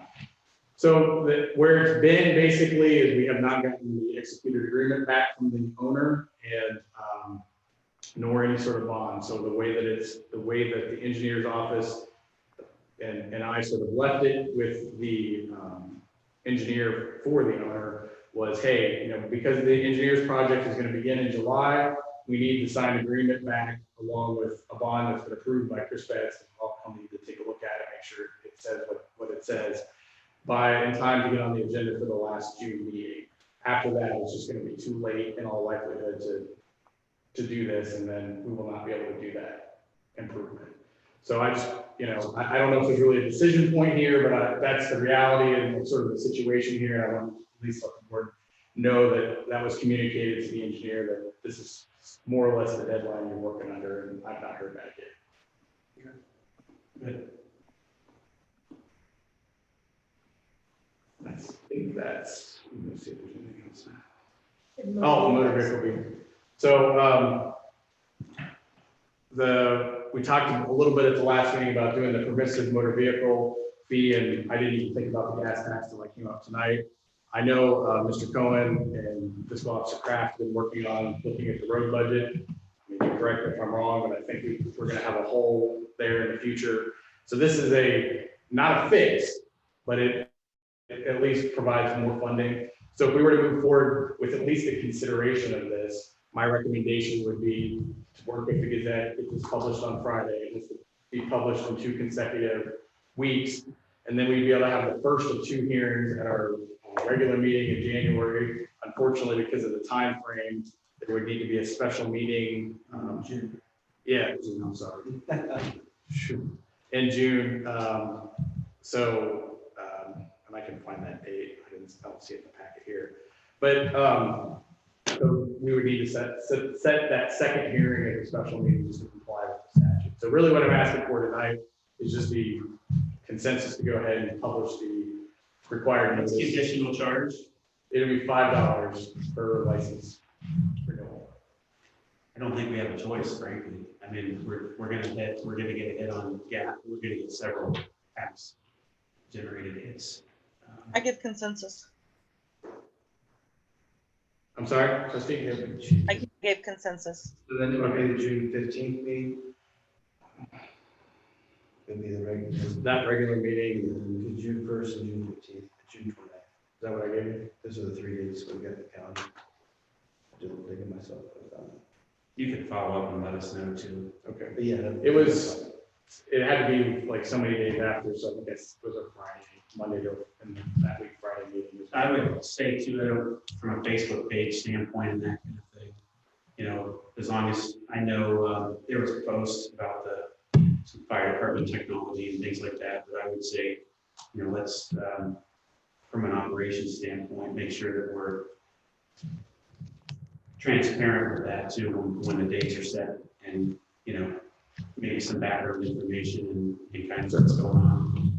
So the 2 dates that I would propose to put in the notice would be June 15th, 2020 at 6 PM. That's the regular meeting. And June 19th at 6 PM. It can be any time, but I just picked 6 PM. That's when the other meeting was.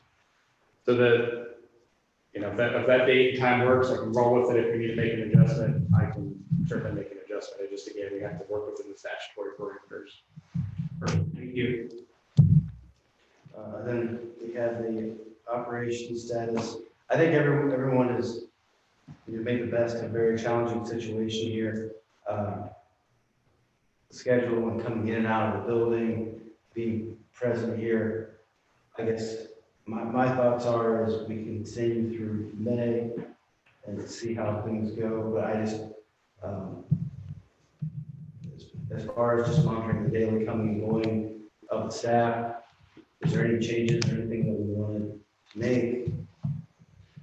Not necessarily. I talked to Mr. Cohen about when we do open to the public about having some cleaning service coming in on a regular basis and doing the necessary disinfecting and cleaning.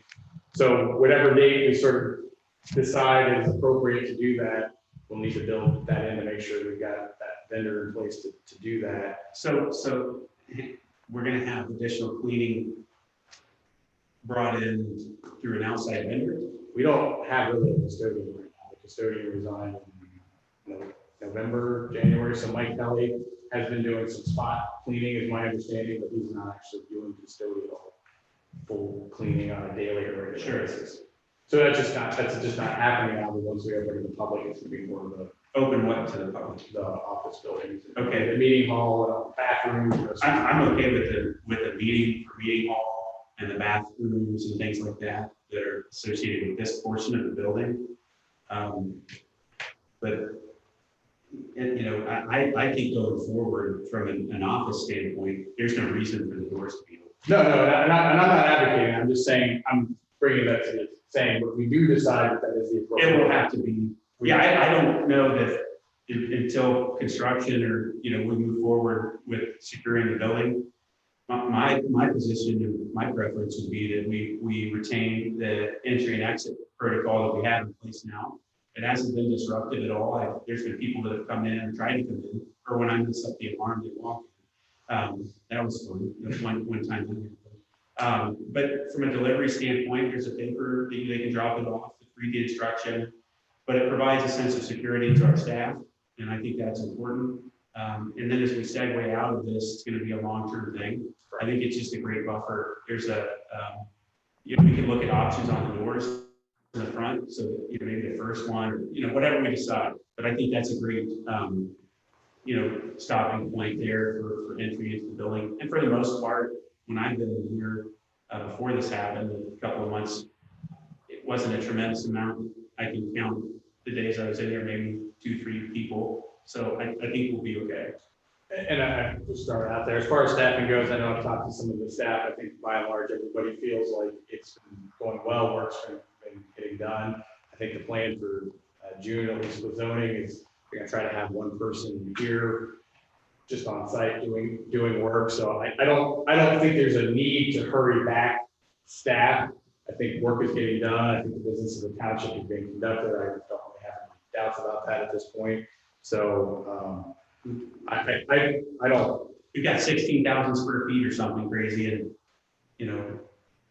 we can make it work for everybody's comfort level. I think it's my position on that.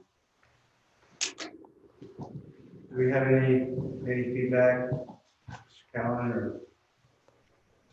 No, just what Andrew or Mr. King mentioned earlier, I did get a quote just this afternoon. They sent it to me to do a deep cleaning of the entire office building and then come back and do the COVID disinfectant spray. Similar to what the fire department just did. So I just got that number tonight. I think it's at my apartment. I didn't bring it with me. Quote.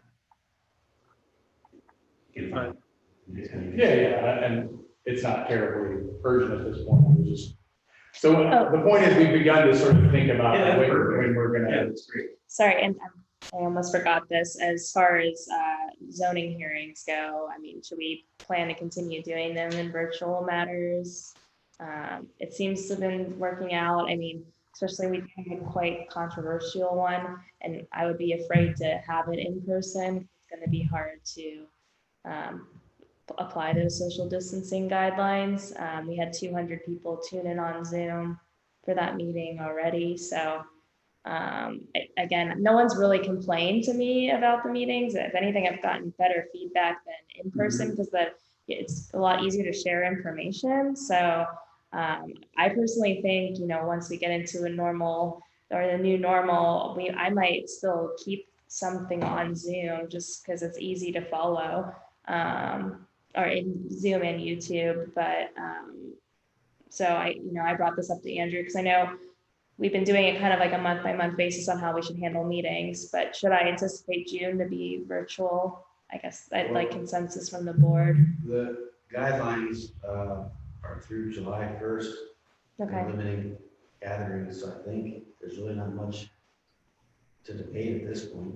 I think June's kind of, like I said, it's ever changing. It could change, but as long as things go through July 1st, as they are right now, we stick with current operations. Okay. And when we do open back up, we can explore potentially opening the doors and maybe putting a monitor in the other overflow room. We can look at options there too. Okay. We have big ones like that. Mm-hmm. Thank you. Mm-hmm.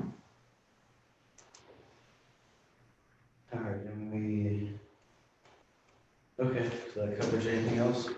Nope, it's actually the legal bill update, so we're good to go. All right, old business, discussion regarding the consent agenda. I'm gonna have to table that one, and it's my bad. Andrew sent me draft language, and I just didn't give them the back. So it'll be tabled for the next meeting. We're getting the minutes done. I am. Appreciate that. Thank you. Okay, and then we table, so no old business. So for new business, we have an amendment for the transit vendor. You want to talk on this? Sure, I'm happy to, and introduce it, and you can express your experience. One of the things that I guess it depends on your perspective whether it's a good thing or bad thing, but with everyone being home, there's certainly a greater opportunity for salesmen to reach out and discuss their product with people at home. So we've had a number of vendors that have been very aggressive in doing that. In particular, they've not been requesting our transient vendor license to do those things. So they're knocking on doors, going in neighborhoods without the authorization that they should be getting. And then sort of second to that is that, there's sort of a general concern that unsolicited folks coming to the door during this pandemic, how do you stay 6 feet away? You have people grabbing your doorknob, want to come in your house, have you share pens and all those sorts of things. So I know Trustee Grumbles in particular was aware of an incident where a transient vendor was in fact cited for not following our policy recently. So it is an ongoing issue of concern, especially during this time of emergency because of the COVID-19. So what we did is we reached out to solve what some other townships were doing, and we're able to regulate the time, manner, and place of transient vendors. So other townships, either de facto or by just inaction, have not been allowing transient vendors. But because of the particular increase of aggressive transient vendors we've had, the suggestion is to consider just modifying the transient vendor resolution so that during times of emergencies, such as declared right now, that you would not be able to go knock on people's doors during that period of time. So no licenses will be issued. At least through July 1st. So back in February, this started to surface with me. I was looking into the old transient vendor policy and working with our staff. There's some work to be done there in general. We had issued a couple of permits in the past. Right now, I believe there's 2 that are active. You know, there was a whole process and procedure in place, although it was a bit, no one else was familiar with it to the extent they could complete the process. So we found what we needed, looked into that, and we didn't have any applications come in until recently.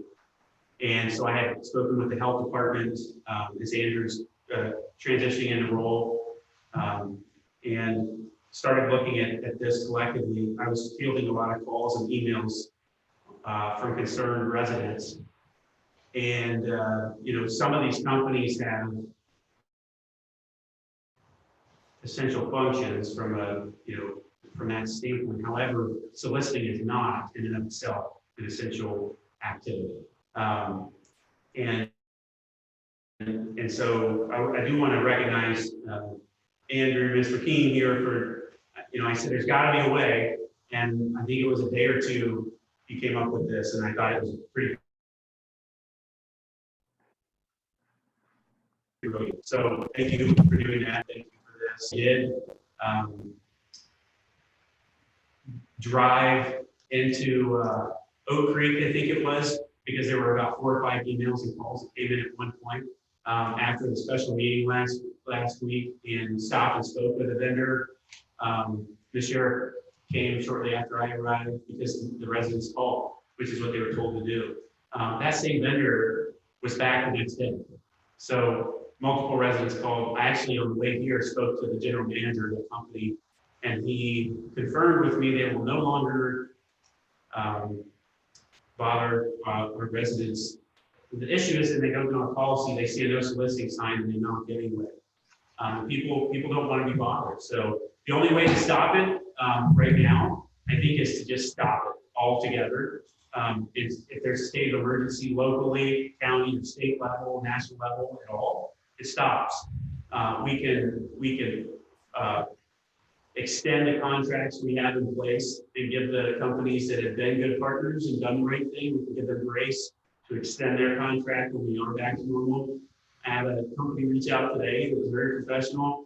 They understand we have a policy. They're willing to comply, and they're not going to bother people until things are back to normal. So it's mostly the companies that don't care, and that's unfortunate. But our residents shouldn't have to deal with it. So, in addition to suggesting that we do pass this resolution tonight, this isn't an attack on business. It's not any of that. It's really in the best interest of our residents. I hope that we can pass this. And then I would ask Mr. King, please partner with the Sheriff's Department. I sent you some correspondence, so there's a couple of points of contact there. It's been a few years, bring them up to speed on what's going on, so their dispatch is equipped and that kind of thing. We've got to make sure that we're mindful of this type of thing, and I think this is a solution. So thank you again for your hard work. It's a great job, and I'll let Mr. Rivers and Trustee Taranto go by.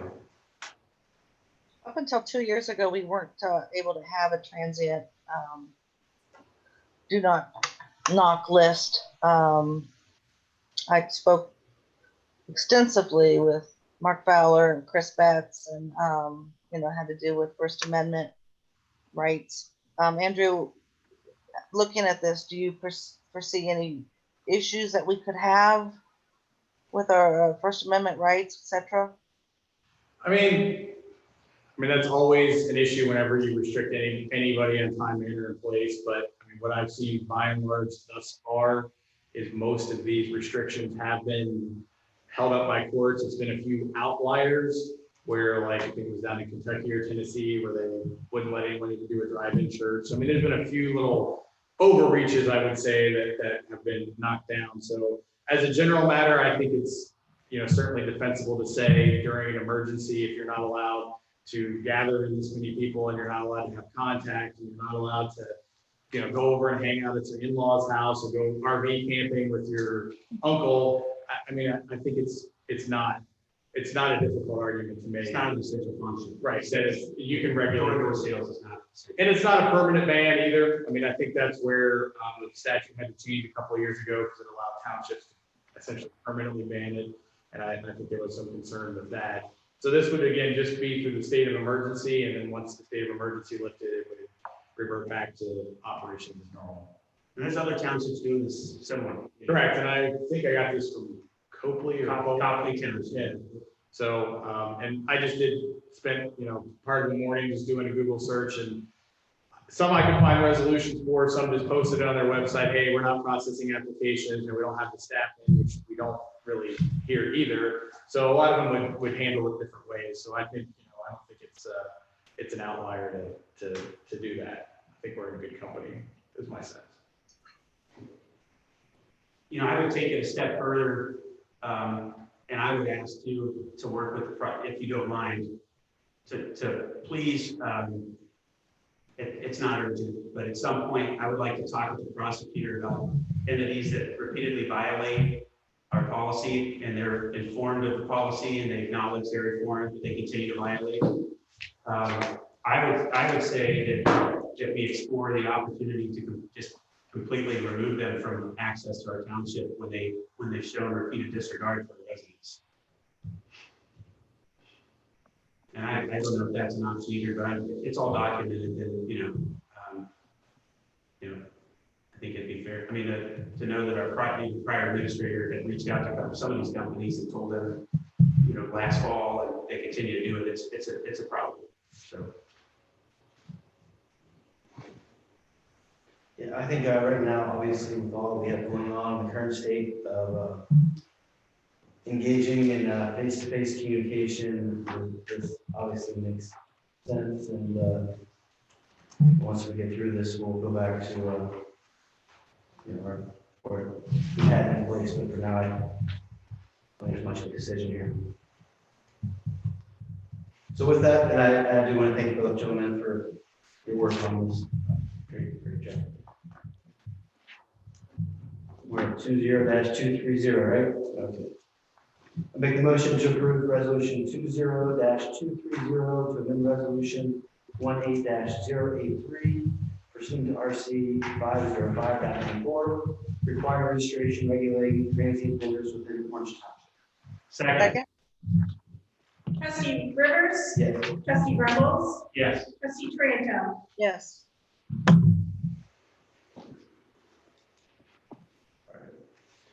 Next item, discussion of township website.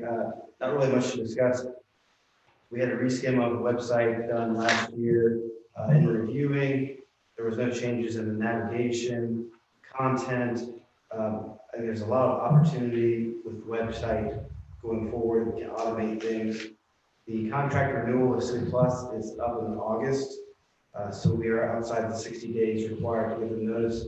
If we choose to non-renew, I've spoken with Ms. Kraft. We are looking at some different options and are hoping to bring something soon forward. We had started having some discussions, and then obviously everything with the pandemic came forward, and that kind of pushed all this back. So I just want to give the heads up. This is something that's being considered, and hope to bring a formal proposal here soon to the board. That'd be great. And last item under new business, we had was the community garden. Yeah, so I know there's a real interest with community gardening. There's a lot of HOAs looking into it. They're doing crop shares and things like that with the neighborhoods, and people are exchanging. Some people grow this, some people grow that kind of thing, and driving through the township, I know there's a lot of dead space, and frankly, it's tough to maintain that space because it's kind of a nuisance area. Mr. Cowan might be able to speak to it, but certain utility easements and right of ways, I would like to explore. Since it's not a fixed building and structure, power line easements and things like that. I would like to look into how we can utilize right of ways and things of that nature for actual, potential use of community gardening. Every neighborhood really has several of those areas that I've been in. Over in Walker Woods, there's a park and there's right of ways and different utilities. In Glen Oak, there are several. So maybe starting there first, but then also exploring other options within our parks, with Mr. Callan and his group. But I think it would be a wonderfully received programs around us are already in place that we could scale and partner with those communities. Liberty and Powell, I know have them. The other thing I would say we could look into with this, Franklin County has worked on a rain barrel program. And so if you apply and you're a county resident, you're eligible for a free rain barrel. And so the people that are doing gardening and community gardening are harvesting rainwater, and they've created these planting systems that tap into gutters and self-water. But there's tons of technology, and to be able to maybe partner with the county administrator, contact Franklin County and see how they're pulling that off. That'd be a wonderful program to bring to Delaware County and Orange Township. So I'd like our team to really put our creative minds together and think of a way to make that happen. Be a good day for it. Right, today would be a great day to harvest spring, that's correct. Well played. Thank you. You have my support. Okay, so Mr. Callan, are you good with that? I'll help with that, and Mr. King, and maybe I'm sure the whole group. Oh, sure. Yep. Sounds like good plan. Thank you, sir. All right, I believe it covers 12. So with that, I make the motion to approve resolution 20-231 to enter into executive session to consider the appointment, employment, dismissal, promotion, demotion, or compensation of public employee or. Second. Mr. Rivers? Yes. Mr. Grumbles? Yes. Ms. Tranto? Yes. And Chief Noble and Mr. Cowan, you're welcome to stay on, but if you'd like to go enjoy the rest of your evening, I can cover all the business here. Who are you inviting? Inviting Administrator King. Thank you. Okay, thank you. Thank you. Thank you very much. Have a good evening. Hey Deb, will you just leave your Zoom on so when they reconvene, well, I'll just be able to resume this meeting. Yes, so leave it on. Yes, but I'd keep yourself on mute during this. Okay. Thank you.